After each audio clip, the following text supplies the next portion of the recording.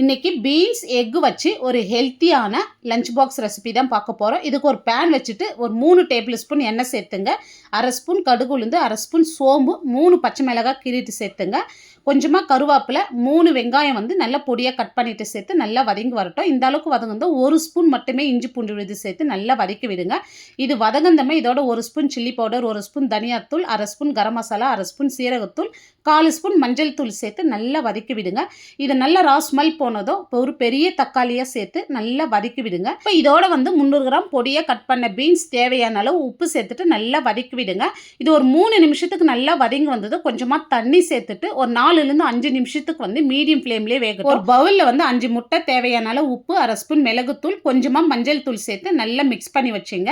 இப்போ பாருங்கள், காய் நல்லா வெந்து நல்லா ட்ரை ஆகி வந்திருக்கு. இப்போ ஒரு அரை ஸ்பூன் எண்ணெய் சேர்த்துட்டு நம்ம மிக்ஸ் பண்ணி வச்ச எக்கு சேர்த்துட்டு கொஞ்ச நேரம் இந்த மாதிரி நல்லா மிக்ஸ் பண்ணி விடுங்க. இப்போ இந்த அளவுக்கு வந்ததும் மசாலாவோடு சேர்த்து நல்லா மிக்ஸ் பண்ணி விட்டுங்க. இப்போ வடித்த சாதம் நல்லா ஆற வச்சுட்டு இதோட சேர்த்து நல்லா இந்த மாதிரி கலந்து விட்டுட்டு இது கூடவே அரை ஸ்பூன் மிளகுத்தூள், பொடியாக நறுக்குன கொத்தமல்லி சேர்த்து நல்லா கலந்து விடுங்க. அவ்வளோதாங்க. இப்போ பீன்ஸ் எக்கு வச்சு ஒரு ஹெல்த்தியான லஞ்ச் பாக்ஸ் ரெசிபி ரொம்ப சூப்பராக பண்ணியிருக்கோம்.